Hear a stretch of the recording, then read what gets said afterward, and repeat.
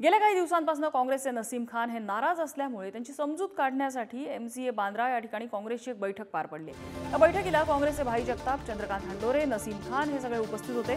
नसीम खान हे नाराज असून त्यांची समजूत काढायचा प्रयत्न आम्ही केला, येत्या काही दिवसात ते प्रचारात दिसतील असं मत खासदार चंद्रकांत हंडोरे यांनी व्यक्त केलंय। तर वर्षा गायकवाड उद्या उमेदवारी अर्ज भरणार आहे। तरीही काँग्रेसमधलं नाराजी नाट्य अजूनही सुरूच असल्याचं दिसतंय।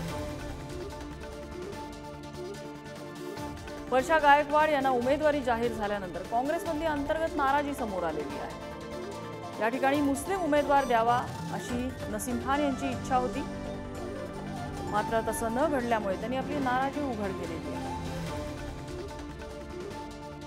दरम्यान या सगळ्यावरती चंद्रकांत हंडोरे आणि भाई जगताप यांनी काय प्रतिक्रिया दिली आहे बघूया।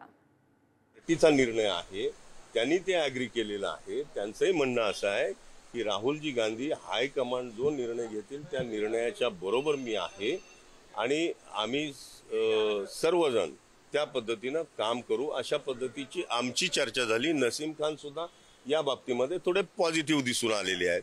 तर आमची कुठली सीट धोक्यात येऊ नये आमच्याच नेत्यांच्यामुळं, कार्यकर्त्यांच्यामुळं ही आमची भावना आहे। देशामध्ये लोकशाही आणि राज्यघटना वाचवण्यासाठी आम्हाला एक एक सीट जिंकणं आवश्यक आहे आणि त्यामुळं नसीम खान जरी नाराज होते तरी त्यांची नाराजी दूर करून आम्ही तशा पद्धतीनं आमच्या हायकमांडलाही आम्ही मेसेज पाठवलेला आहे।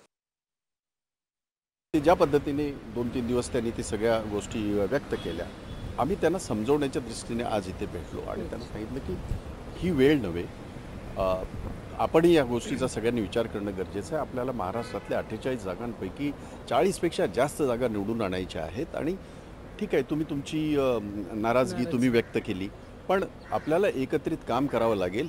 या दृष्टीने आम्ही एकत्र बसलो होतो आज। त्यांनी स्टार प्रचारक यादीतूनही त्यांचं नाव जे आहे ते मागे घेतलं होतं, हायकमांडला त्याचं पत्र बघा, ते प्रचार करताना दिसतील तुम्हाला, ते प्रचार करताना दिसतील।